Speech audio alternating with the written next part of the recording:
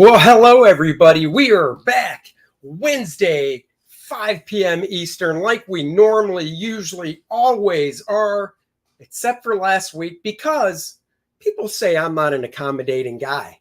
I am. I accommodated this guy who had friends in town and was goofing off all week while I was toiling and sweating and working my little fingers to the bone drawing Kor-Drath, and said, fine, Dennis, fine. I get it. I get it, Dennis. It's the Dennis and Andy show. You're throwing your weight around because your name's first. We'll move it to Friday for you. Happy? I was, and it worked out great. We had a very fun show, didn't we? We did have a fun show, but that's because I bring the fun and Dennis brings the pain. That's right. Bring the pain. Yeah. Bring the pain. He's dressed appropriately too this time. See that? See that? Whoop, whoop. Yeah. He's got his laptop though, so you can't even see it. Yeah, you know, I take a lot of crap because I think on the last show I wound up, it was Robotech. I had my Robotech shirt on. Nobody remembers what you were wearing because it wasn't this. Exactly. So just remember, guys, if you want your own DNA shirt to look like one of us and become twinsies, you can just get her links down below. However, if you want to look like me, you got to cut off your own sleeves. They don't come sleeveless. If you get a shirt, it'd be triplets because 3. Oh, yeah. If 4 or 5 people, it'd be quadruples. And I don't even know what 5 is. 5Es. 5Es. It's quintuples. That's it. Quintuples. Yes, quintuples. Randy Howell, hello. How are you? Always here. Glad you're here. He's popping links like a champ. Subscribe to the Dennis one. Subscribe to my channel because we stream on both. Let's see. He's popping links for everything. Of course, Kor-Drath the Reckoning. There you go. Marcus Killigrew's in the house. Gotta love that. Let me just close that. That's hard to see. Dan Genovesi's here. Let's see. Did he get the... Oh, you left the Graybeards, Marcus. Well, that's good. You've seen them for an hour. It's not like they finish anything during the stream anyhow. You always got to go back and wait. Right. You know, we give you instant satisfaction, whereas those guys are like a strip club. You go, you see all the goodies. You're not allowed to touch the goodies, and you walk out unsatisfied. That's kind of like the Graybeards. You go, you watch them create the goodies, and then the show ends, and the goodies aren't even finished. Well, at least that way you don't have to be short all the $2 bills. Wow, you pay well. I'm dropping quarters asking for change at the clubs I go to. They don't even do singles anymore, so I have been told. Damn, that's hardcore. Amish Ninjas in the house. Hello, Chris Thacker, Stephen De La Vega. What is up? Let's get this baby going. Oh, Chris is asking, where do you want me to send messages about the 3D printer? Chris, either send me direct stuff through Facebook or through Twitter. All of it will be linked down below. And yeah, just send me direct message stuff. And I usually respond within a day or two if I'm not available like I wasn't this last week. But yeah. Go ahead. You should be able to hit me up on any of those. By the way, Steven says we're the Scooby and Shaggy at Comicsgate. Unfortunately, that makes you Scooby because Shaggy's tall and thin like this guy, and Scooby's a big dog. I don't mind Scooby. Just like this show. The show was named after Scooby. This show's named after me. Notice I'm first, as Andy so very carefully pointed out at the beginning. So I don't mind being Scooby because he's also the lovable one of the group. Oh, everybody loves Shaggy. What are you talking about? Narwhal? And what? That's what his name wasn't Shaggy in the latest iteration. Whatever, dude. Everybody. No, not whatever. Not whatever. Oh, we already got one. $5 from Travis. Thank you very much, Andy. First day then Smith and Dennis get legs like Tina Turner. Got legs like Tina Turner. Oh, did she have short legs too? She had the best legs in show business. Yeah, so, but you got stubby legs. With all of that, because I know we want to talk about some upcoming movies and stuff like that, but we've got a really awesome guest who's returning to the show, who's always great to talk to. Crikey, who could it be? Clarky, mate. It's our friend from down under, Mr. Michael Bancroft. Crikey. Yeah, you here. Crikey. There it is. God. And also, I have to correct you right off the bat. It is not the 12th. It is Thursday, the 13th. I know you're in the future, guys. Only on the Dennis and Andy show will you see people in the past talking. I'm basically Doc Brown in the future. Exactly. I was just gonna say, you got to hit your 88 miles per hour just to talk to Michael. And here's the best part. I went online and bought my Aussie lottery ticket. Did I win? Am I a millionaire now, Michael? Tell me the future. I didn't. You wasted your money. I got to keep doing this and relying on super chats. He went like that. You know, that is actually a thing. Australians are the wealthiest people on earth per capita. And yeah, it's because we all buy lottery tickets from the US, and we know who wins. So that's our little secret. That's right. That's right. So like Back to the Future and the Cubs, you do it for the lottery tickets there. I got it. I like that. No, I dig that. I think that's cool. Oh, I was totally on board. I was like, no, because Doc Brown didn't want him doing any of that. And I was like, no, you idiot. Of course, do all of that. What are you crazy? I mean, all he has to do is just take some notes. That's all he has to do. When he went to the future, of your investment. Yeah. Right. Yeah. Just take some notes. You're not DeLoreans hurting anybody don't come cheap. Taking notes. I mean, come on now. That movie would have been so much cooler. So we're talking about Back to the Future. It's a little movie with Michael J. Fox. You probably I'm sure you haven't seen that. No, I've seen all because it's like you haven't seen E.T., you haven't seen like any of the new movies from that era. I've never seen E.T. all the way through. I was late to E.T. I don't know how I missed it as a kid. I watched it as an adult. I don't know what was going on there, but no, I've seen E.T. multiple times. My kids have seen it. They love it. Oh, my daughter's never seen it. Oh, my wife you know what? We'll have to ask her when we go in. I don't know if she has. Have you seen The Notebook by any chance? Many times, yes. Thank you. Why many times? Why I like Michael. I like the Notebook. First of all, I like the Notebook. I like the actors. It's a good story, and I have a wife. Right. Thank you. That is we watch that stuff together. You have a wife. So do I, and my wife has not seen that whole movie either. Well, look, everyone's a little bit different. My wife's a little and bit. We can tell just by looking at you, Andy, that you're a little bit different. So, well, it's true. I've been told I could visually take the short bus and nobody would question it. So, I didn't say that. No, I could take it, and then just to prove it, I would get on the bus and be like, "Excuse me, can you go downtown?" I'm going, "What?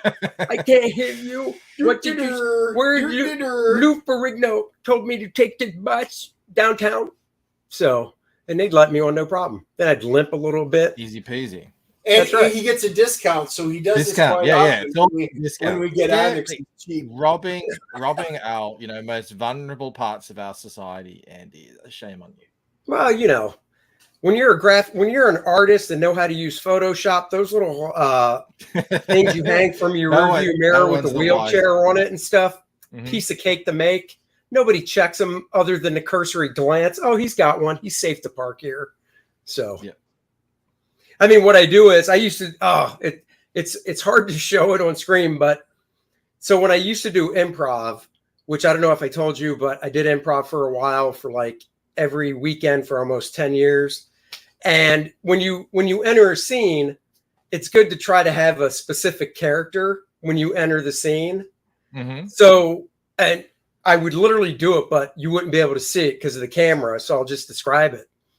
So generally, if it was a 3-person scene, I would try to be the person backstage that would let the scene start with the other 2 people. And then a few minutes in, I would enter the scene. And I would always try to get a laugh out of the people I was working with on stage. And of course, a reaction out of the audience.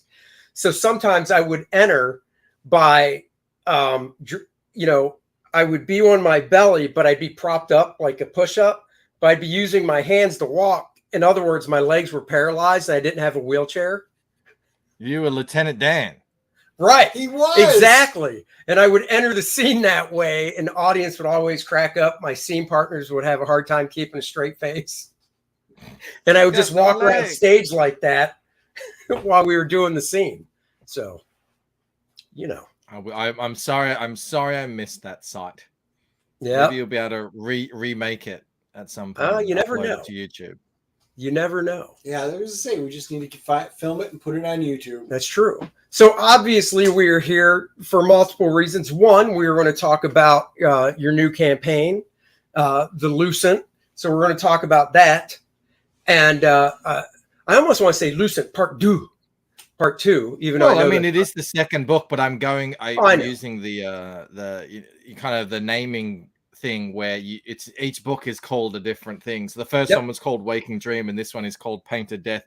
It gets a little confusing for backers. Some of them have backed Waking Dream on the campaign and not backed Painted Death. I sent them an email and said, "Did you mean to do that?" And they're like, "Oh no, actually, I meant the second book." Oh no! But you know, that's a small problem, very small problem. I got to tell you though, it's good advice though, because Kor-Drath's the same way. So the first book is Kor-Drath: The Reckoning, but the second book is going to be Kor-Drath: something else. Yep. So it's not like, Kor-Drath: The Reckoning Volume 2. So that's actually good to know that, Yeah, look, I played around. Do I call it like book 2, everything like that? No. I don't know. I think it was a clever thing to do to try and move away from the whole first issue number 1, and then everyone buys that, and then no one cares about anything else after that. Well, the other thing too is I'll be honest, I don't like to use the word issue, because when I think of issues, I think of floppies. Yeah, and that's not what we're doing. We're doing graphic novels.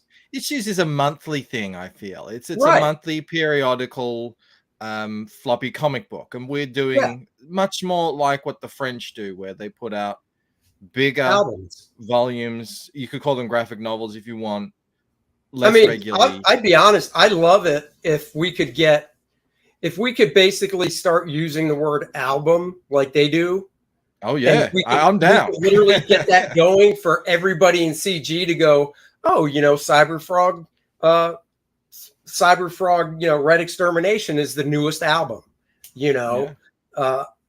because it does, and it does have a lot to do with just, the words you use help out a lot with the prestige and stuff of something. I know when I'm talking about it, I never describe it as a comic book. It's always a graphic novel. That's what I have to tell people. I mean, 76 pages, that's not a comic book. That's a graphic novel. Yeah. If you spank your cat with that, you might get in trouble with authorities.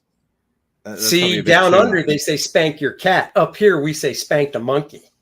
Is that not what you're referring to? Of course, yes. Yes. Andy's just excited because you were saying spanking. That's right. Yeah, I know. I like having Andy's incorrigible, I'm learning. He is. And all it takes is it's like an avalanche. It just takes a little snowball to start rolling down the snow-filled mountain. There goes that avalanche, and whoosh, everything's gone. That's right. Andy. That's right. Right below, huh? Exactly. Yeah, Randy actually just spilled the beans. How is he reading our minds? Kor-Drath 2 is where our hero Kor-Drath with Adriana begin to repopulate his decimated Red Lion tribe. I mean, he's the last survivor. They got to have more now. So, Kor-Drath. You will be surprised. The Porning. that is not going to be the name. That is not the title. No. So anyhow, before we get to your book, though, before we came on, we were talking, and you have seen the new Indiana Jones. I have seen the new Indiana Jones. Mm-hmm. Dennis has not. And you were saying that it's one of the best movies you've ever seen. Slight exaggeration. Really didn't like it. Okay, so it had its moments, but no, overall, I thought it was terrible. I want to know why, and you don't have to worry about spoiling anything for me, because I know I'm going to see it at some point, but honestly, I just don't care enough at this point. I don't have to spoil it. So it starts off. Okay, real quick, before you get into your reasoning of why it was terrible, I just want to So my opinion of it, and this is why I told Dennis, I said, I got to be honest. I went into it thinking I'm going to hate this, but I walked out and I was like, I don't know. It just felt like it when it came to all the stunts and not, I don't want to use the word stunts, but all the things they were having Harrison Ford do and everything. I don't know. It felt like it felt like an Indiana Jones movie to me.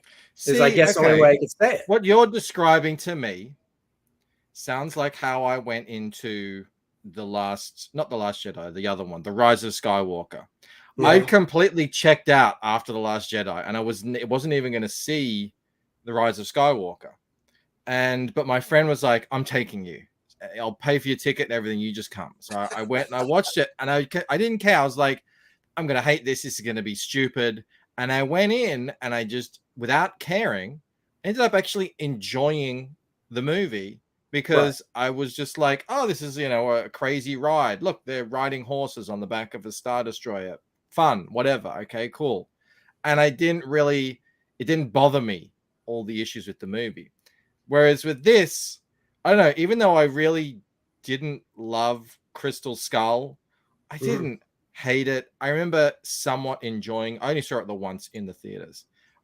Everyone grew up on Indiana Jones. I think everyone loves Indiana Jones. So it's like, okay, so I still have pretty good feelings about Indiana Jones. I guess I have high hopes. So I went into this one carrying those high hopes, and to me, it didn't live up to what I was wanting.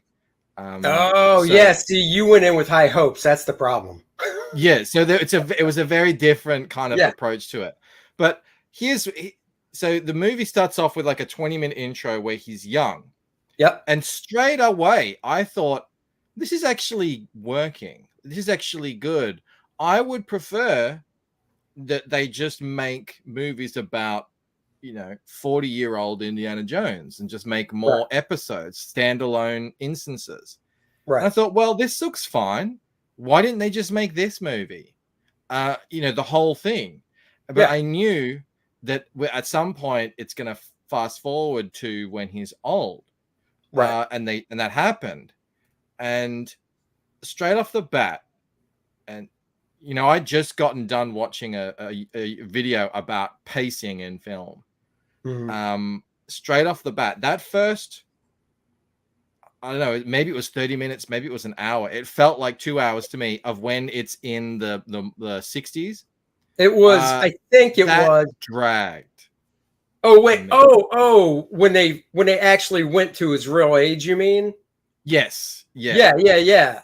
That was basically the rest of the movie, though. So I'm hearing that this but the first half an hour of it was really, maybe half an hour to 40 minutes. Maybe it was an hour. I don't know. It was really slow. I thought like nothing much happened. It was just a lot of, I don't know. Oh, look, Indy's old and kind of a loser, and no one likes him, and then it really worked. They really stretched that out, and there were bits in the film later on that felt so much more like an Indy movie. When they were looking in for the tomb and everything, right? When it was getting a bit more high pace, I was like, all right.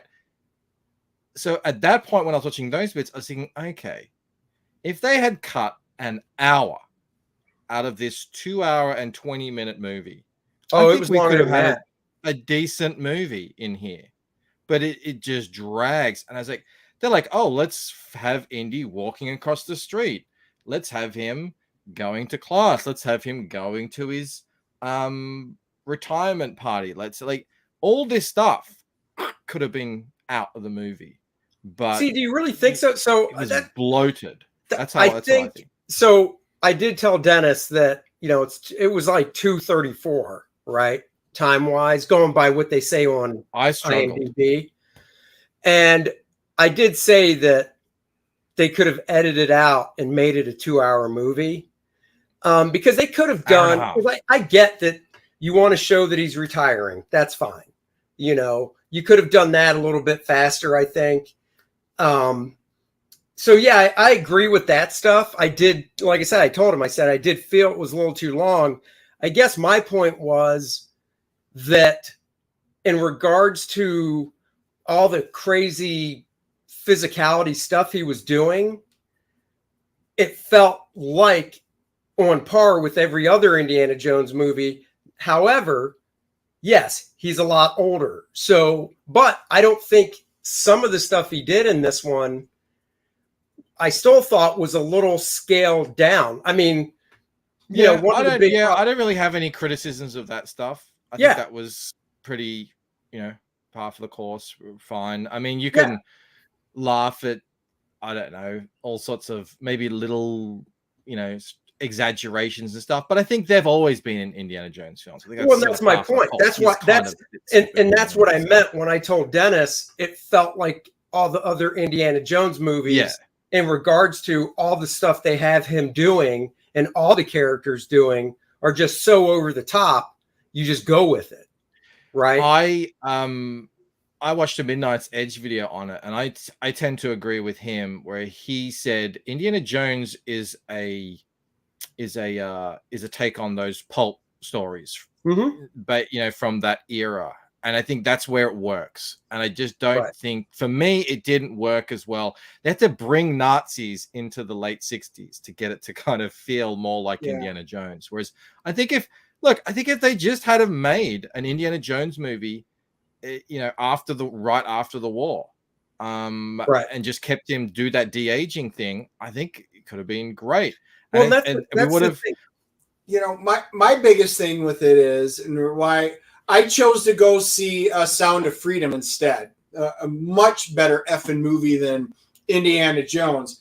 But Indiana Jones 3, The Last Crusade, that was as close to a perfect send-off for any character or cast of characters ever in movie history.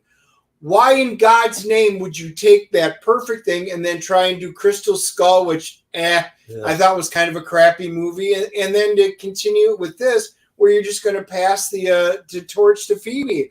And I was like, I had no interest in that. I like I said, I went and saw Sound of Freedom. It was a completely packed theater with no openings, and it was way better, I bet, than what you guys saw. Well, I'm sure it was, but the other thing I'll say is it's two totally different movies. I know. I'm just saying I had a choice. I mean, I agree with you, and I haven't even seen Sound of Freedom yet. You chose wisely. I did. The Last Crusade, to me, was one of the best send-offs you could ever ask. Yeah, they literally ride off into the sunset at the end. Correct. Yeah. I mean, it's just giving me goosebumps because it was so good thinking about that. And then other than the fact that, well, we have nothing else to make and we're creatively bankrupt, so let's make a fourth one and make more money. Yeah. That's about I agree. it. I mean, I agree. I've been thinking about this because I think I'm going to do a short on it, where I think corporations cannot create iconic new good stuff. They can only take what visionaries created originally, and, you know, maybe eventually sold to big corporations, and then gradually water it down into nothingness. We've seen that happen so much now with, you know, all comic books, Star Wars, Indiana Jones, you know, so many franchises. When the corporations decide, oh, we're gonna make new stuff for this IP, has it ever worked? It's you know, when you think back, like, who created this stuff? You know, back in the day, it was Lucas and Spielberg were making this. Like, you can listen to the interviews; they were intimately involved in the creation of those first three films. Whereas now it's just, you know, dreg being put out. Whether you enjoy it or not is sort of neither here nor there. Well, and I think one of the things too is, and, you know, this doesn't obviously really hold that well for this movie because you can tell by box office, but, you know, my daughter went and saw it with me, and she's 20. And before she saw it, the only other one she saw before this, because I mean, I didn't make her, but I strongly suggested she watch the first one, Raiders of the Lost Ark. You know, so at least she knew something about Indiana Jones. So we watched it, and she loved it. She thought it was fantastic. And we just didn't have time to watch, you know, the other two before this one, because I wouldn't even tell her to watch, Crystal Skull. But she loved it. No swinging on snakes in the jungle. Yeah, but she liked this one. So yeah, hey. It's one of those things where it's like, I think they weigh out. I think the big corporation movie studios and stuff weigh out okay, we're going to have that one set of the audience like us, but then we're going to have, and I think they're banking on the other set of the audience that's like my daughter, who is like, young, hasn't really seen that much, doesn't know a ton about, the movies and stuff. And it's just like, oh my God, this was just great. I don't know. I didn't think, now I heard things, some of the things I heard going in was like the CG is just awful. Now I didn't hear specifics. So I thought they were maybe talking about the de-aging stuff. Well, I didn't have a problem with any of that. Yeah, I thought that actually worked really well. That was, I think that's what made it.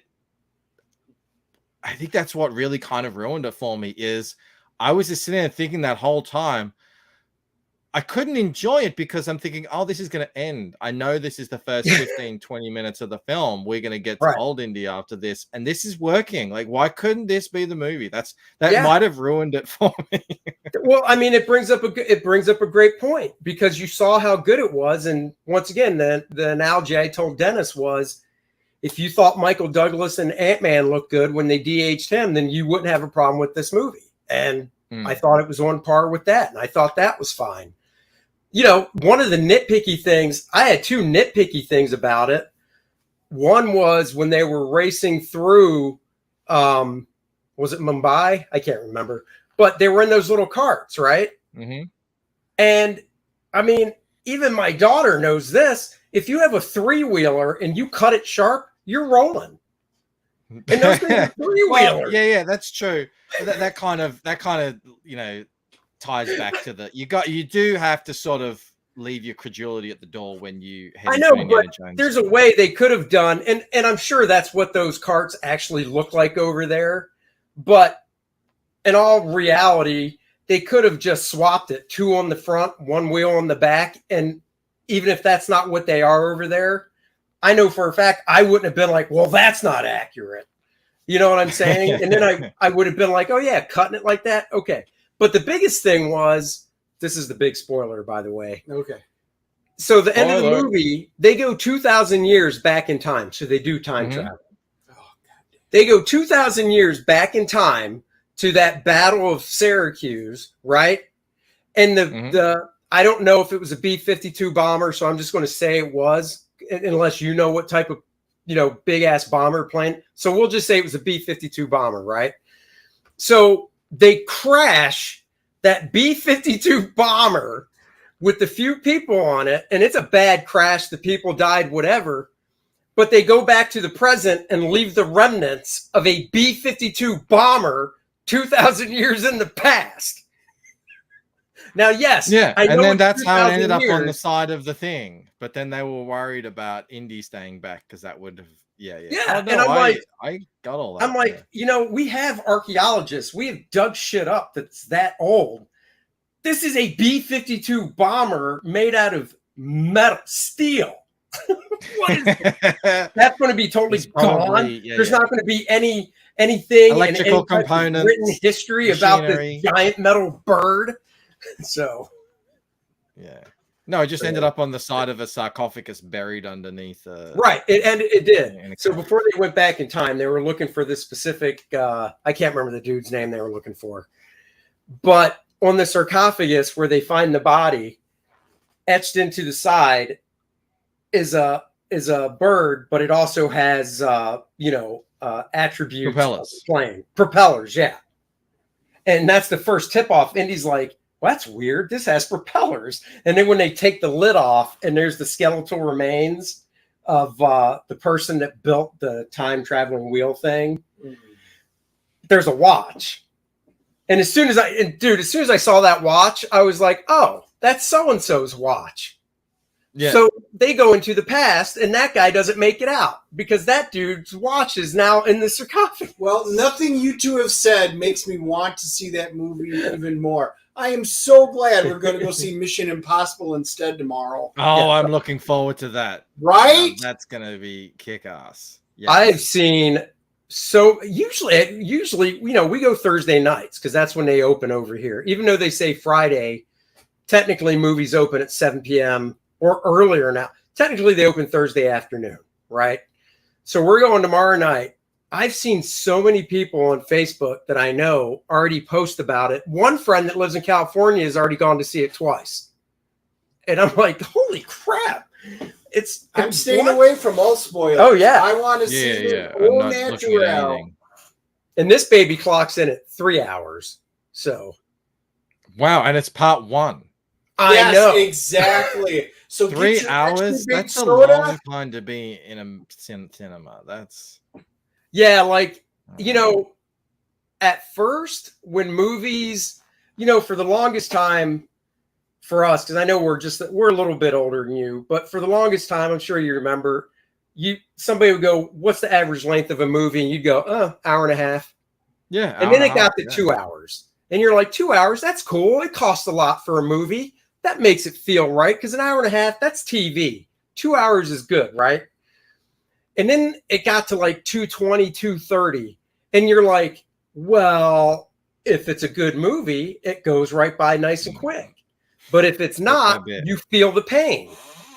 But 3 hours, I hope I walk out of Mission Impossible tomorrow night going, wow, that felt like 2. And you'll be able to know because we will be doing our review Friday. That's true.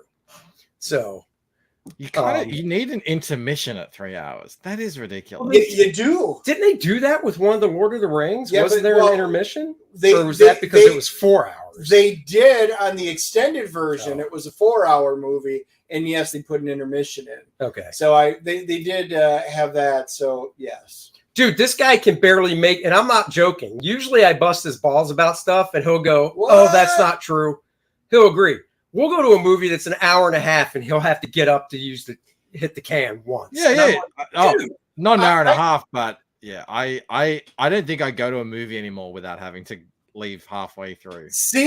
Thank you. Well, I'll tell you, I always get the 44-ounce large soda. That's the problem. Yeah, me too. It's part of it. That thing down, probably halfway through. So I know first FIFO, first in, first out. I'm getting up in the middle of that movie and he can't stand it. It drives him nuts. But he hardly drinks anything, man. I go through that 44 and then fill it up. I get a large drink like you or get I split a slushie. A slushie with your daughter. Yes, you hardly drink anything. Oh, please. Look, Randy says 3 hours. I'll be peeing into the popcorn bucket. There Colostomy you go, bag, buddy. Colostomy bag.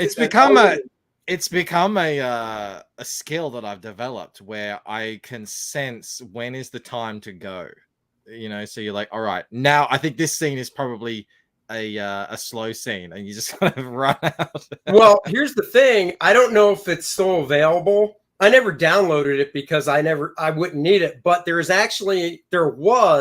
might still be an app that is something like, Bathroom Break or something like that that tells you what times during a movie are good to get up to go. I remember. Saw Joyride. My wife went with us. And she had to get up and use the bathroom. She literally got up at the absolute best scene in there. And I'm like, oh, my God, you'd better hurry if you're going. And because we already knew it was the great scene in the car with the drugs and everything like that. It was hilarious. Yep, she missed the entire thing. So we had to go home, find it online, and watch that 2.5 minutes that she missed.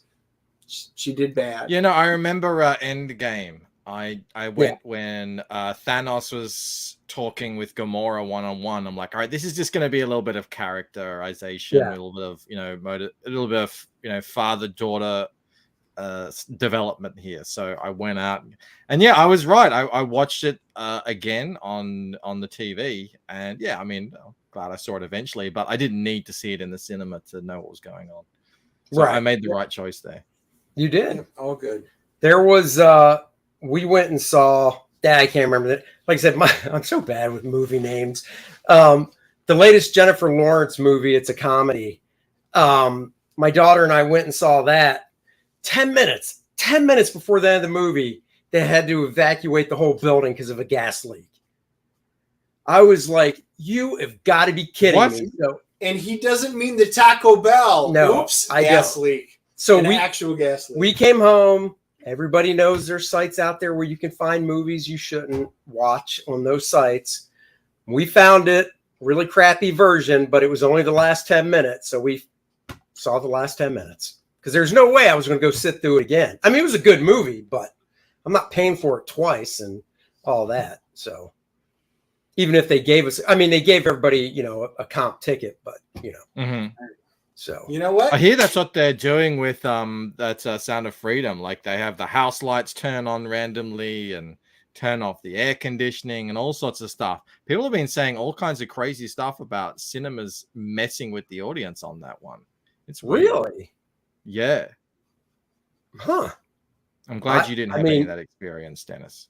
I haven't heard that. I do know on Saturday when we went and saw Joyride, the theater we went to, which is it's a good sized theater, every showing of The Sound of Freedom was sold out from the first one to the last one on Saturday. Word of mouth. It's pretty crazy when it takes off like that. Well, it's interesting. The one set of theaters, the AMC's, they're in like their tiny theater with nothing on there. And, you know, their smallest one. I went to a Regal this weekend.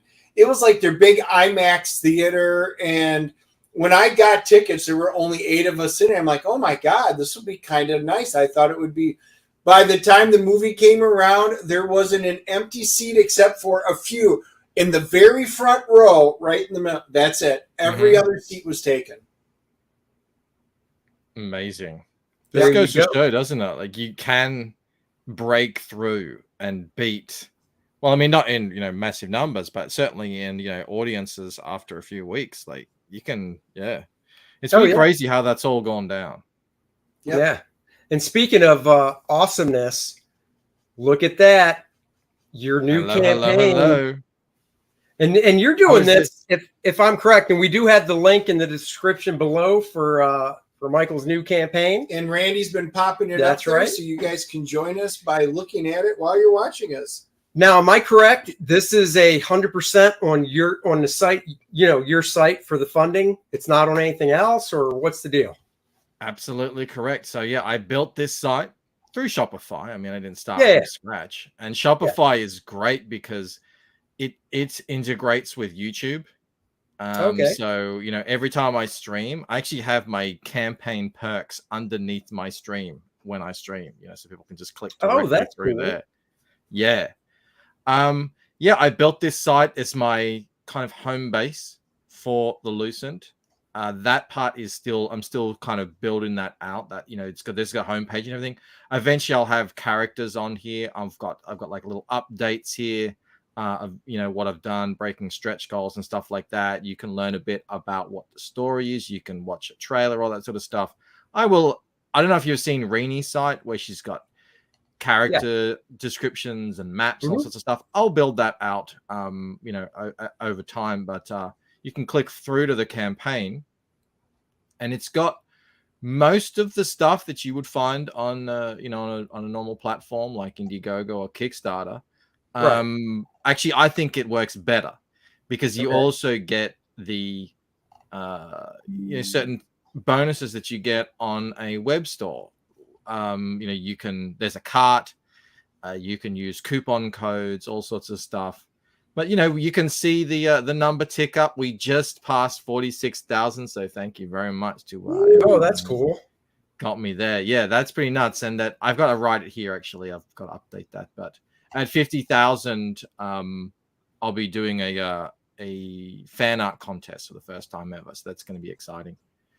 But yeah, as I said, look, you know, the cool thing about it is if you have backed this book, if you've backed this campaign before, my like Shopify knows and will allow it so that you can get free shipping on any subsequent orders. So just say maybe you backed one book and then you thought, oh, you know what, I'm going to get a hardcover as well. You can come back and get free shipping on that.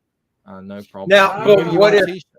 what if for some reason, what if somebody comes back multiple times? Won't that eventually dig in on the shipping with you? You know what I mean? Well, I've secured a very good deal on shipping from here in Australia from Australia Post, where it is done by weight, but it's actually more of just like it's the package. So sending a package is the most expensive thing.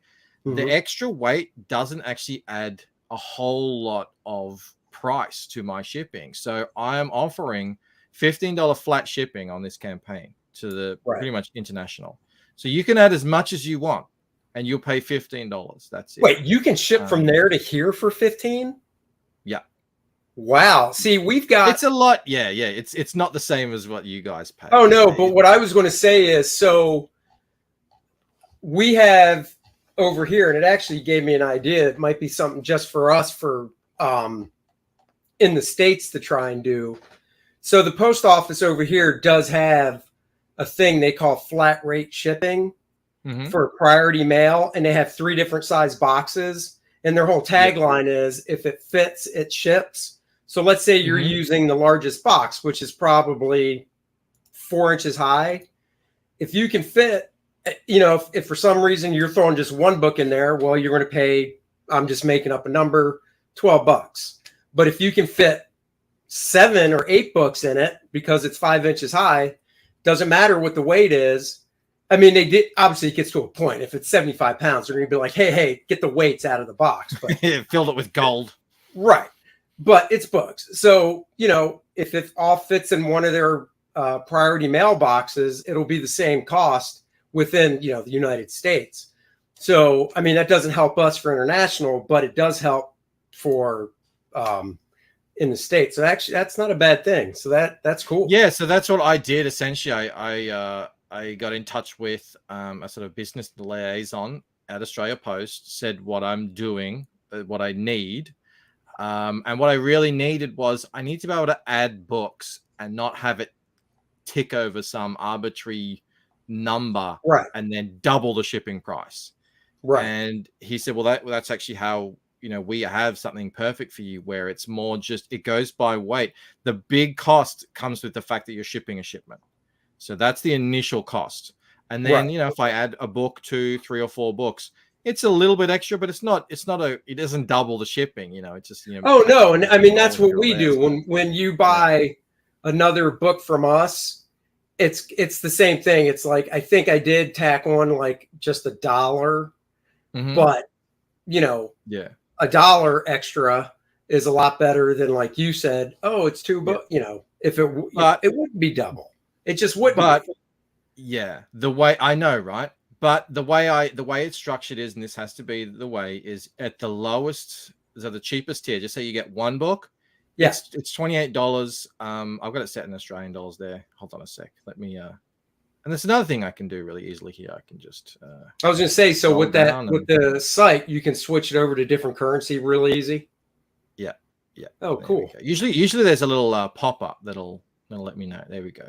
So yeah, just so you get the book by itself, that is $15, 25 plus $15 shipping. So that's probably the most you're gonna spend for one book. But I've got bundles here. You know, you can get the catch-up tier, you can get the catch-up tier in hardcover, and then there's all these sort of higher bundles here where I'll do a head sketch on an ash can for you. That's the best deal you'll get per book. There's a discount on the books, and you're only paying $15 shipping for all this stuff. So that's sort of how the campaign is structured there. You can also add on, you know, whatever you want, extra things. I've got a T-shirt for the first time. Maybe you want some more of the older books.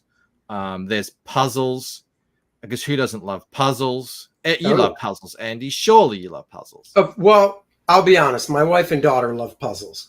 Me. Therefore, you love puzzles. It's got to be like 4 pieces, just 4 square pieces. Well, you know, you can do your share on the puzzle. I'll do the outer rim and then call it a day. That's right. You know, I've had original art for sale. We've sold out of almost all of it. I keep adding these little sketch cards, and they sell out almost immediately now. I'm doing that every week, adding something new. Cool. But all the other stuff has almost sold out. There's still 3 pages left. This isn't my art. This is an artist I'm working with on a upcoming book, or upcoming Lucent book, called Fractured Mind. But so you're doing that. So is that going to be a different book that you're in a crowd, basically launch after this one? Or that's what I've got this little ash can here. Oh, okay. That I do a little head sketch of, and it's just got the black and white art. You get about 8 pages of Rod's art in here, kind of unhindered by anything else, and I'll do a little hold on a sec. I'll do this little thing where I'm putting my pencils on the cover. Mm-hmm. So I'm printing them, and then I'm inking over them in different pens according to what size tier you get. So it's all the same image, sure, but they'll all obviously be slightly different because they're hand inked. So that's cool. I think that I hadn't really seen that before. Thought do something a little bit different. And but that book will be coming after Painted Death. That's the sort of one that I'm working on the side, because it takes me a while to get these main books done. I thought it would be good and clever of me to have someone else, have another artist and a colorist working on extra stuff in the for the in-betweens. I saw Randy back the book. Thank you so much, Randy. Very much appreciated. Yeah, Randy's a good dude. So how big is the puzzle? I was just curious. I was trying to see how many pieces it is. Well, you can get 500, 1,000, or if you are absolutely insane, 2,000. Now, I've only ever made the 5. If you click on this thing here, it'll show you. You can sort of see the difference. Oh yeah, he's got it up on the screen because I'm too far away from that. I can see. Yeah. My wife doesn't do anything under 2,000 pieces, so it's actually. Oh my god! So she's an absolute mad wham. Her last one was a 3,000 piece that we did, and if she gets 1,000 pieces for Christmas, she'll be like, okay, and she'll finish it in a day and be like, there, take your picture and away. Yeah, she likes the bigger ones. Yeah, she told me they're a little occupied when they're having sex. So I was like, hey, whatever takes. Calm down, Andy. It'll tell you the size here. If you click on puzzle details, it'll tell you the actual physical size of them and an approximate completion. Now, it sounds like your wife would be able to do them a lot faster than this. But I've only done the 500. That's enough puzzle for me. I've got to get back to work. I've got to draw and stuff. I can't be. Yeah. Enough puzzle for me is the ones they make for toddlers. I can actually have them made. 12 pieces and stuff like that. Oh, I meant 6. Come on, 12. Jesus. 12 is a bit much. Yeah, I mean, but for the first time, so I've always done the soft covers, and actually, I've got to update this. We unlocked a stretch goal here. If I click on it, you can see it. This is the first stretch goal where I'm putting UV spot over the cover on all the windows. So that's going to really look pretty cool. I did a UV spot on the spot gloss on the first book, on the first edition. And that's how I plan to move forward, if possible, is to make the first edition really something special for the those backers who made it happen. Sure. And then subsequent editions are obviously they're still printed nice and everything, but they just have a a standard matte finish and stuff. So that over here on the right, that's the second printing of the first book. On the left, that's the first printing of the second book, if that all makes sense. And then for the first time, I'm doing, like we talked about, albums. This is more. See, my story was always inspired by French graphic novels. Right. That's how I kind of got into this, and I always wanted to do it, but it seems kind of impossible because they're expensive to make and expensive to ship. Well, now through the power of Comicsgate and everything, I have this audience that is making this particular dream possible, and it is oversized. I've got an example here of the size that it is. Oh, let's see. Hold on. So there's the book. Oh, there, cool. And that's the oversized edition. Yeah, because the regular one is just standard comic book size, right? Graphic novel size. Exactly. Yeah, that's the same size as a standard comic. Yeah. That's sort of how much bigger it is. So that's nice. it's very nice. I'm so excited to be able to get them. I really am happy. Again, you know, when I've got all these French bande dessinées, as you call them, albums. You know, this is too from one of my favorite guys, and he would always do painted. Look at that! Look how nice they look. It's sort of like digital concept art painted covers. Yeah, and I wanted to do that. You know, so I thought, oh, I'm gonna finally bite the bullet and do that, and I'm really happy with how these came out. People seem to be really liking them too. They're snagging them up. So yeah, you can get the book in soft cover or hardcover, or you can get a bundle of all of them together. Here's a little sample of what the interiors look like. And what's the page count again for this one? Or 100 pages for Painted Death. What was the first one? Was the first one 100 or no? 60. The first was 60. But the first one was really, you kind of get an idea of the kind of pacing of my story. The first one was really an introduction to the world and the characters. We didn't really, we got to meet them. We get to see a little bit of what they can do. But, you know, even at 60 pages, it did sort of feel like, oh, I want more. So I won't be doing 100 again. It is just so big of a task for one man to handle, because I am, you know, I wrote it, I'm drawing it, I'm coloring it. It's a massive undertaking. Oh, dude, you don't have to tell me. Plus, you're developing the website, putting everything in there to sell it. Doing YouTube. I've also got a full-time job. Don't ask me how I fit in time to do all of this. It is a marathon, but it is a labor of love. Sure. I wouldn't want to be doing anything else. This is why you're in the future. Yeah, exactly right. That's the only way I can do it. Having said that, I'll probably go back to 60 pages. Moving forward, because it really is a lot. But again, it's the second book. You know, people enjoyed the first one. Now they want to really sink their teeth into the story. So I want to give them a lot to chew on. So I think if I get them, if they were hooked or they were intrigued on the first book, and then they come back for the second, and I can get them properly hooked with all this stuff, then I'll have a reader for the whole rest of the series. That's kind of my thinking there. Well, and the thing too is, like you said, we're trying to do, when I say we, I mean pretty much all of us, you know, in this crowdfunding field with Comicsgate and stuff, doing these perfect bound books, whether it be softcover or hardcover, we're basically putting out one a year, just like the European model. So, you know, when you look at it like that, it really shouldn't, you know, if the person buys it and they like it, they should come back for the next one, because it's $25, $30, whatever it is, but it's a year. It's not every month, you know? Yeah. And I'm not there yet. I'm not there with the one a year. You know, if I was full time, that would be my goal, obviously. And I'm surely very confident. Well, that's a good question, because honestly, I don't know. What's the time period from when the first one to this one then? So I think from the time I launched or announced the first one, it has been about 2.5 years. Oh, okay. And this one isn't fully completed yet. So yeah, I mean, they are coming out slowly. That's why I really wanted to get those other books, you know, in the meantime, so people have something to kind of continue on with the story while they wait for for me to get my stuff together. But you know, everything that I'm doing out there, I am working towards getting these things out faster. You know, that's part of what the YouTube is about. The YouTube's become a big part of the machine that helps create this. You know, I'm making money off YouTube now.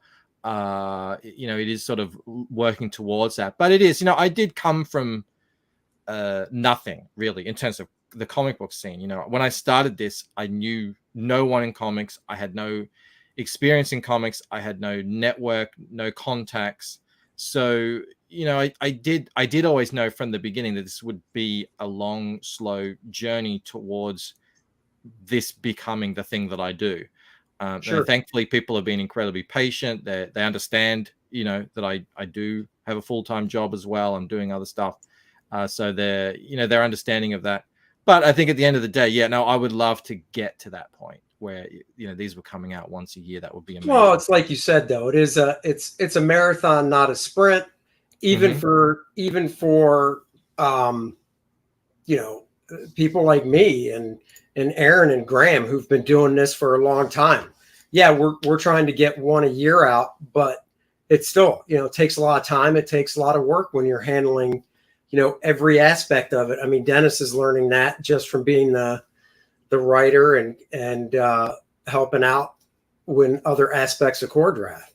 So yeah, you don't know until you've done it, until you've tried it, how much goes into this. Every day there's opportunities of things that are going to take you away from time at the table.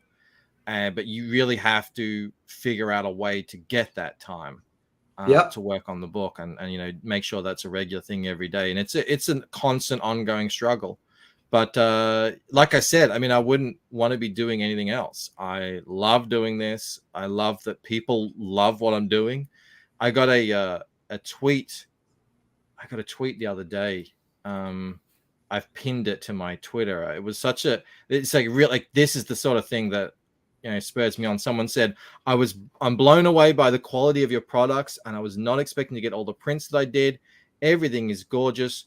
Love the story and art. Keep it coming. I'm like, oh yeah. Oh, that's so cool. Like, So that's what makes it gratifying. Exactly. So if you want to give a recap of, like, I guess, because I would say we don't have to worry about spoilers for the first book, how that kind of ended, and then goes into the second one, or just what is the overall story for the second one? Yeah, so at the end of the first one, Ella here, it's just this sort of, actually what happens on the cover here is sort of at the ending. Ella, who up until, that's the main character, just to give a very quick kind of brief, outline of what the story's about. Imagine there is this secret knowledge, super powerful knowledge that can give you, extra human abilities if you can tap into it. The key to tapping into it can be found in our dreams, but there is this secret order that stretches back thousands of years that's sort of been controlling this and keeping it to themselves and make sure that no one else knows about it. But Ella, has a sort of a special connection to it. And at the end of the first book, it all kind of comes out in this big explosion, a big public explosion at the end of Waking Dreams. So she's kind of out now. Everyone knows about her and what, potentially what she can do. So the second book is, she didn't know anything about this. Well, now she knows about it. Now she's in on it. And so this secret order, they'll be, hunting her down. They want to get their hands on her. There's this other group who, they have appearance that they look like they're trying to protect her. There's another guy who has kind of come out of nowhere. He wants to help her. All of this stuff is just, kind of dragging her deeper and deeper into this secret hidden world of the Lucent. And that's what happens in the second book. It's her descent into that's what actually that cover on the left is. That's my nod to Alice tumbling down the rabbit hole. Right. She's falling further and further into this world. The more help she accepts, and she's going to need help because all this stuff is completely crazy. And she's just a humble, bookstore attendant, but she's falling into this crazy world. The more help she accepts, the deeper in she gets. And, it is very much a hero's journey sort of story. She's going to be tested in this book, and we're going to find out whether or not she fails at these tests or succeeds. And it is an ongoing story. So it does have its arc within the book, but it's also part of a much larger story. There'll be 5 books overall. Oh, cool! At this stage, and that'll be her story in this world. And that's pretty much what happens without giving away too much. I'm always big on the mystery, so I hardly want to tell anything. But I hear you. Yeah.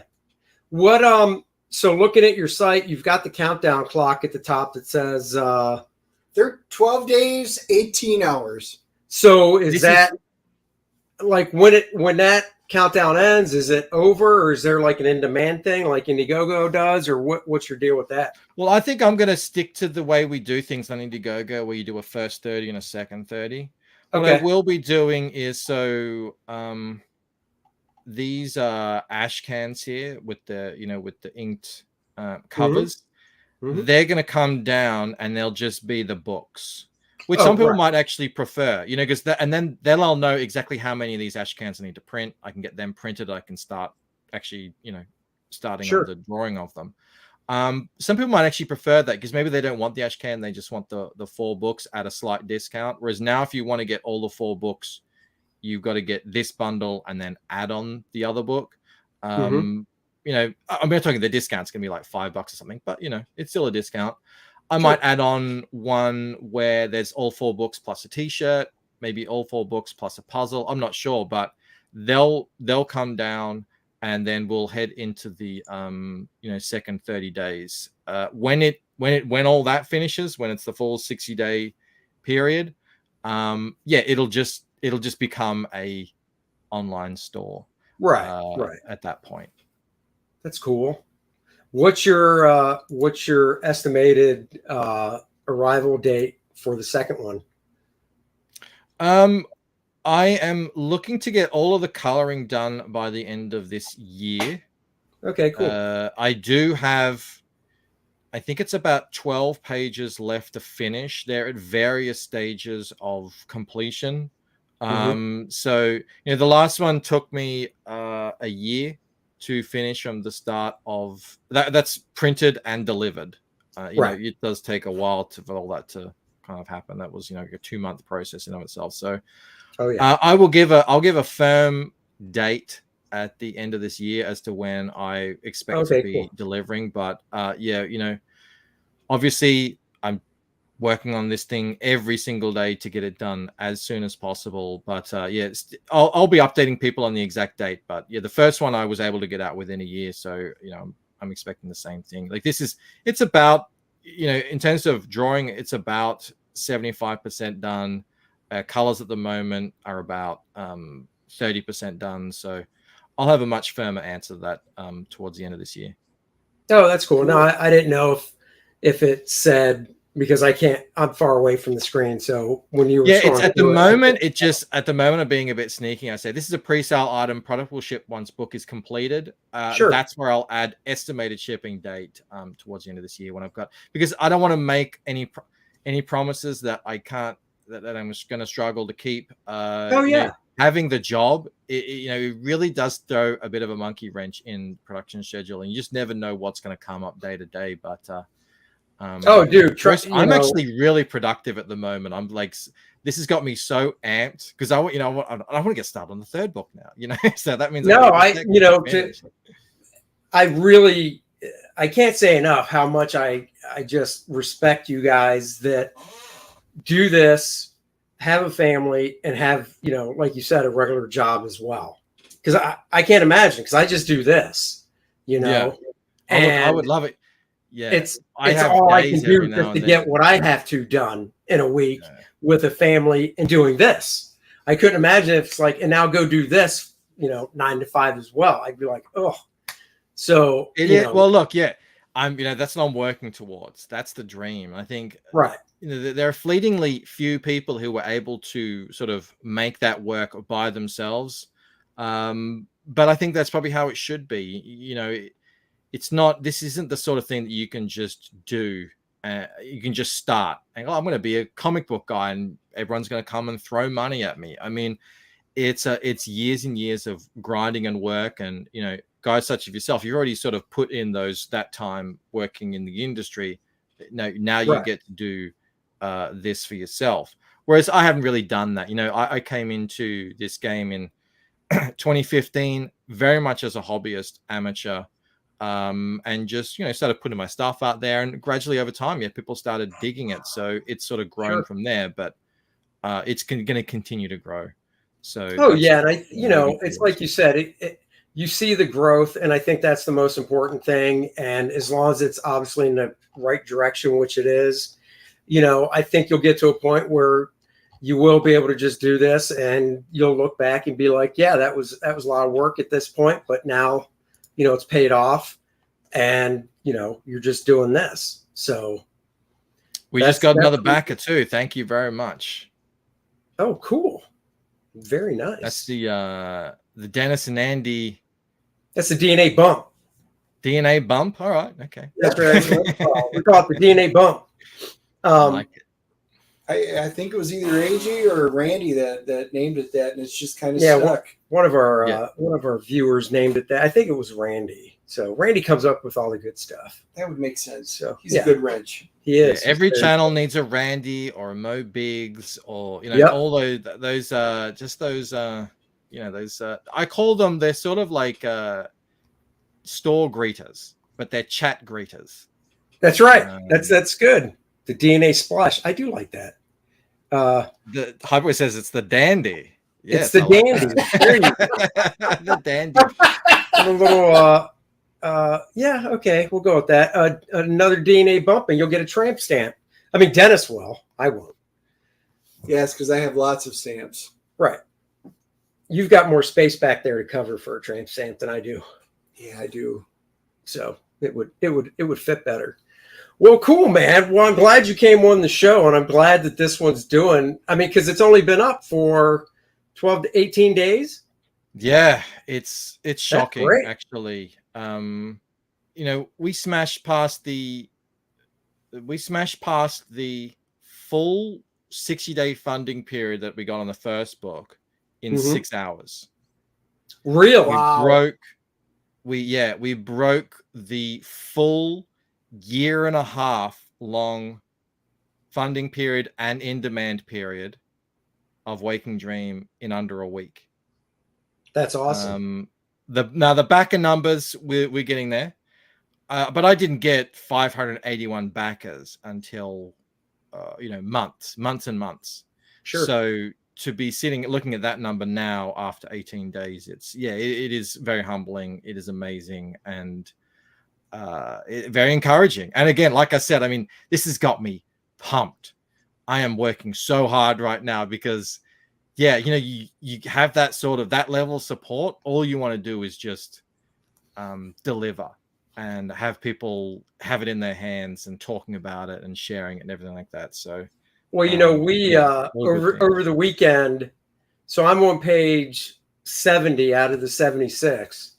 And over the weekend, we were looking at the script and we tweaked a couple of the pages right at the end, because that's the nice thing about this process is we can always, you can tweak things as you go. So script wise, right at the end, we kind of tweaked some stuff. And I was like, damn it, I just want to draw these 2 pages now. I know how you're feeling. Yeah. But I can't because I could, because I don't have to work in order, but my mind, I work in order. So, but yeah, so I know exactly what you mean. That's why, we haven't really, he's been thinking about the second one. Yeah. I don't really want to know anything yet or get into it yet because I just want full focus on this one until I'm done, I hear you. The way that's what happens. The way this story is written, I have to have it all plotted out in a sort of a meta sense from the beginning because I've got to drop little Easter eggs and clues and hints as to what is actually happening in the story throughout. So there are events I can't wait to dive into and draw.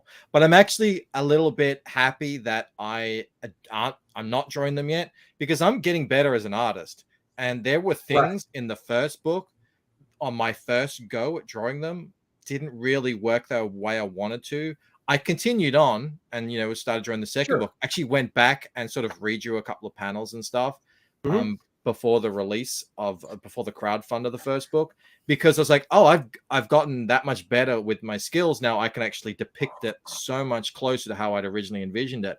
I imagine that's going to continue on. So there might be certain things that it's probably a good idea that it's going to take me a little time to get to. But yeah, I feel the same way. You're just like, oh, that's going to be a great scene to draw. But I gotta do this right now, and get this finished. So and I think the way it goes. One, just to let you know, that never changes. I've been doing it 32 years. and that feeling never changes. So it's always, you know, if there's something that you look back on that, you know, obviously hasn't been printed yet, let's say in the second volume that you're working on, if there's something obviously you look back on and you're like, oh, I just got to change. I'm better now. I got to redo that. Obviously, you know, go ahead. But if it's just like, oh, I could do that better now, I just say you just keep moving forward. Oh yeah, no, absolutely. Yeah, I would be there. But what that happen. What the point is, what I was, one of the reasons I work in order is because I feel that if for some reason, let's say I was like, oh, I really like page, you know, 65 and I'm only on page 20. Well, I'll just draw 65 now. I don't like doing that because by the time I got to 65, you know, I might totally think of a different way of doing it. Mm-hmm. So that's why I'd rather wait and just take it in order, because then I'm working on that page that's next. I'm doing the best job I can on that page right then.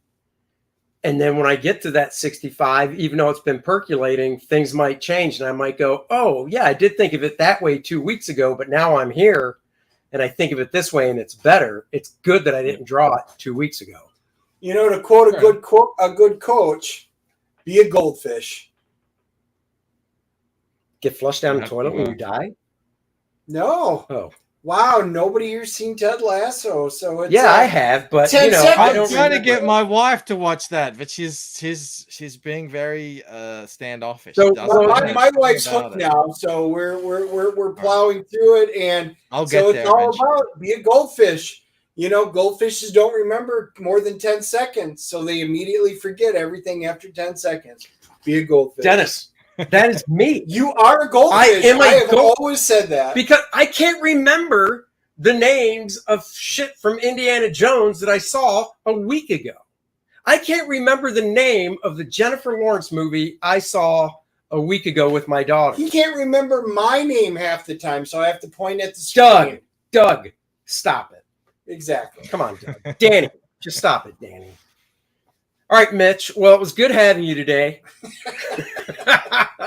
See, I rolled right into that. That's called yes-anding at improv. Yeah, I know. Well, dude, I'm very glad to see the success of this campaign, and it, you know, it's great having you on again to talk about it and stuff. You know, I feel like at Broken Records, I always say after the end of, you know, talking to you, and every time we have a guest, we got to do this more than just when you have a campaign. I know, right? It is a bit. We got to try. We got to try and do that. It's the same thing. We do something. We come on your channel. We just need to do a hangout type thing. Yeah. Where we're just talking about whatever for the whole show. So we just need to have time. We're all busy. We're all busy. Yeah, right. It's the time. It's just time. Just trying to get everybody in. And when do we have free time just to hang out and chat? At a convention? Yeah, that seems to be like the and you're going to be in Tampa next week. I am. Or 2 weeks. 2 weeks. Yes. So very exciting. I've never been to the States before. First time. I'm going to be able to meet so many cool people. God, I wish I could make it. And friends. I'm really looking forward to it. It's one of those things like, oh, this is a lot. It's very expensive. It's a big thing to do. You know, I'm kind of taking away time from work on the. It's like, I've got to do it. If I don't do it now, who knows the next chance I'm going to have to do it. So let's really give a shout out for that. So you're flying in for Tampa Bay Comic-Con. What day do you actually, now the convention is 3 days. What day are you actually flying in? Well, I will be in Tampa on the 28th. So I'm flying in to Florida on the 27th. I'll be in Tampa on the 28th. I don't know if I'll be at the convention per se, but I'll be around because, you know, I think we check in at our hotel at 3 or something, but I think that's kind of, you know. Oh, are you bringing the whole family? No. When I say we, I mean me and Camel Moon. Okay. Yeah, so I'll be staying with Camel. He lives in Florida in Jacksonville. Yep. For a week there, and so we'll be driving down to Tampa on the 28th. But the best day to catch me there is the 29th, which I think is this Saturday. Yeah, I'll be at the convention all day. I'll be doing book signings. I'll have T-shirts to sell, and I'll just be. I won't be at a table. I'll be at doing big book signings for an hour, I think, at Patrick's table. Yep. But other than that, I'll just be, walking the convention, meeting people, and yeah, obviously, I think Friday night and Saturday night will be pretty big. That's cool. Good times. And then you're going to stay here. You're staying in the States for a whole week after that, or? Yeah. So I'll go back up to Jacksonville, hang out with Camel for a bit. We'll get up to some shenanigans. We'll do some streaming. It's going to be fun. That's awesome, dude. Is cool. Yeah, it's a good show too. I used to do it. It is a good show. Nice. So there's another show in Raleigh, North Carolina, 2 hours north of us that weekend, and way back when everybody was first talking about Tampa, I brought up to my wife saying, because we have family down in that area. Mm-hmm. So I said, we could take a family trip down. I could go do the show. Courtney could come with me for a day because she loves all that stuff. And then you guys could see family, blah, blah, blah. And then she was like, oh, yeah, we could talk about that. And I never said anything to my daughter. And then she came to me and was like, hey, GalaxyCon in Raleigh is July 28th, 29th, and 30th. There's a few actors I really want to meet because she's into all that stuff and getting autographs. Mm-hmm. So, you know how it is with kids. I was like, all right, that's cool. We'll do that. So I never even brought up the whole Tampa thing. So next time. Maybe next time. There's going to be that For the Fans Fest the following year, I believe. So, I'm assuming this is all going to go well. So, maybe I'll just save my pennies up again and try and get back over for that because, it's been a long time coming. You're staying in Jacksonville with Camel Moon for a week. We're only, Jacksonville to here's like what, 7, 6? Oh, no, it's at least 8. 8 hours. It's not 8 hours. Oh, that on 95. The way you drive it is. No, all right, Grandma. It's I-95. Whatever. 6, 7 hours. Road trip it with Camel Moon. We'll meet you halfway. And there you go. I'll have to run that by Camel. There you go. I'm just thinking we just need to do a big CG con, figure it out. And, well, that's what's in the works for the Fan Fest. That's what it needs to be. All right, well, guys, we're gonna get going. It is early there for you. It is dinner time for us. I can't wait to be in the future tomorrow. So cool. And if not, I can't wait for you to be here. Yeah, it's great. It's really sunny on Thursday. So I know. It's still sunny right now here. So I'm happy for that. Hey, what is the temperature down there right now? It's pretty chilly. Actually, it's not too bad. I don't know what it is in your American numbers, but it's Dennis can translate it. What is it? It's probably about 19 degrees or something. So it's nice. 19. We're doing a little conversion right now. It's only 66 degrees there. Is it winter? Well, is it winter down there? Yeah, that's what I'm saying. It's nice because it's in winter, right. So it could be a lot colder. So it's still Yes, there was 66. Yeah, no, 66 for winter. I take that. Yeah, exactly. It has been really freezing over the last couple of weeks. That's why I'm saying it's pretty good now. It's not punching what we are right shivering now. anymore. I was going to say we're not that. I was going to say your summer's probably 43. yeah, it can be. That's I don't enjoy it when it gets like that. Well, let's see. What are we right now? We're putting 91. Let's see what it comes out to. We'll tell you what we are. We are 32 right now. That's warm. So, but it's 91. So I could go jump in the pool when we're done and still feel good. My wife just messaged me. I'm talking out of my ass here. It's actually 10 degrees right now. So if you want to type that in, it's 10. A lot colder than what I thought it was. I'm sitting here next to my heater. 50 is not bad. No, it's not. Does it get honestly? Does it get colder than that in your winter, or is that pretty much as cold as it gets? I remember growing up, we used to get down into the negatives, but really about as cold as it gets here is about 0, which is I don't know what that is. It's not really snowing. It doesn't snow here down in the suburbs, but it does snow up in the mountains. Right. Well, that's not bad. Yeah. that's not too bad then. Oh, I just blew up the wrong thing. What am I doing here? Hold on 1 second. I almost forgot before we go to talk about Kor-Drath. My God, how could I do that? That wouldn't be right. There it is, guys. Kor-Drath, The Reckoning. That's right. I'm on page 70 out of 76, chugging along. Who's going to win? Who's going to finish first? Aaron Lopresti or me? Last night, Aaron said he had 8 pages to go, including the one I've got. I've got 7.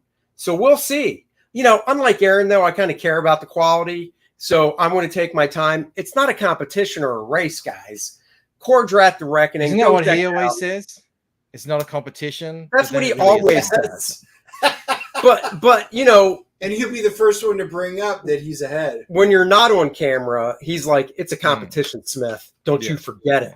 He's totally different. He comes across on stream like a really nice, humble guy. He doesn't cuss a lot. Man, off stream, it's like talking to a trucker. I'm like, dude, not so many F-bombs. Even I can't take it. Good Lord. Whoa, then he's dropping the C word. The 4-letter C word. Oh, Aaron, he has a potty mouth off. That's just how you say hello in Australia, so it's fine. Oh, well, that's cool. So, guys, go check out Kor-Drath. Kor-Drath, The Reckoning. Kor-Drath is about Kor-Drath of the Red Lions tribe, him and his sorceress girlfriend, Adriana, who she is from the Black Eagles tribe. They're out doing something. I don't want to tell you what. That would spoil things. But when they come back to the Red Lions tribe, it is decimated. Kor-Drath is the last man alive of his tribe. When they get back, who did this? He needs to find out. There will be a reckoning. Blood will spill. If you like Game of Thrones, Conan, Dungeons and Dragons, you'll love Kor-Drath. You can read the first 8 pages here, link in the description below. And you can also go to Kor-Drath.com to read the first 11 pages. 5 different covers. We've got an oversized artist edition featuring all my black and white art scanned right from the originals in full color so you can see white out. And put it this way, I don't care how clean my original art pages are. I can do all that cleanup in Photoshop. So you'll get to see the down and dirty of the original art. How the sausage is made. That's right. You'll get to see how the sausage is made. Very good. Man, why can't you come up with good analogies like that? Because I'm not Australian. Oh, well, that's for sure. I didn't even bring Foster's. I was going to bring a Foster's beer, and I didn't even get it. I know. You didn't even do that. Yeah, that's blasphemy. That's blasphemy. Fake Australian. You know, my lunch for lunch today, I did throw a steak on the Barbie. So nice. I did. I actually cooked my steak outside on our grill today instead of inside. We've got Mayhem in the Mirador Mountains, which is a game module based on the format of the old Dungeons and Dragons game modules. It is playable with characters you've created for other RPG games or the Kor-Drath characters, which as of now are stretch goals. Everybody will be getting character cards featuring Kor-Drath, Lilith, Adriana, and when we hit 90,000, the Necronite. Great art on the front. Playable stats on the back. Everybody's getting the map of the Shattered Reach as of now as well. With both campaigns that we've done, we're over 86,000. Now that I said that, I expect Randy to pop the total in the chat any minute because he is awesome that way. And yeah, so there we are. T-shirts will be coming down at the end of this month so we can get them to the printer. So if you want a T-shirt and you've been waiting, wait no more. Go get it. We've got the, I might as well show them while I'm talking. Always show and tell. Let's see. Where is it here on my, we've got the main T-shirt featuring my art from the cover. And then, of course, we've got the Bud Root T-shirt featuring his Lilith art from his variant cover. And it gets chilly everywhere, even down under. Get yourself a Kor-Drath beanie and show your love for Kor-Drath. It is actually jet black. I lightened it up some so it didn't look like just a silhouette with the Kor-Drath logo. But it is a black beanie, not a dark gray. Aunt Randy says we're at 86,577. Look at that. He is on it. So, guys, we are so close to the $90,000 stretch goal. Once we get a little bit closer, we'll tell you what the $100,000 stretch goal is. It's a big one. It's a big one that actually adds pages to the book. We'll just leave it at that. So, guys, check that out. Check out the Lucent Painted Death. Michael, thank you so much for joining us, as always. Thank you for having me, brother. And a lot of fun. You guys are great. Good talk on Indiana Jones. I actually think we agree more than what I thought we would when we started. So, oh yeah, I know. I don't like rail against this stuff. You know, I'm just like, oh, whatever. It is what it is. It had its moments. It had its other moments. We can agree to disagree on whether it's good or not, and you know, we can come back and watch Mission Impossible. See how that is. That's the one. I think I've got a feeling we're all gonna like that one. I think after you saw Top Gun? You saw Top Gun? Yeah. Never. I think I was a big Top Gun fan from back in the day. My dad, oh yeah, me too. Always. I think he's a pilot. He always thought he was a bit of a. He should have been a fighter pilot, but anyway. No, dude. I think Top Gun. I think all dudes are Top Gun fans, and he hit a home run last year with that one. I think he's got his second one coming this year. So. As far as I'm concerned, he's the last real Hollywood superstar left. Yeah. I think he's like keeping Hollywood afloat at the moment. Yeah, right. Yes. Tell me about it. All right, dude. Thank you again for joining us. Thank you all for watching. Next week on the show, don't tell Aaron Lepresti, because we're stealing Kelsey Shannon next week. So Kelsey's going to be on next week to talk about his Scribbles book that is live on Fund My Comic right now, and just to catch up with Kelsey because it's been a while. So we'll catch you guys next week at 5. And on Friday morning, you can expect to see the review for Mission Impossible up on the channels. Yeah. So until then, live long and prosper. He throws up the gang sign as usual. We just like to wave because we don't want to get in trouble. Bye-bye.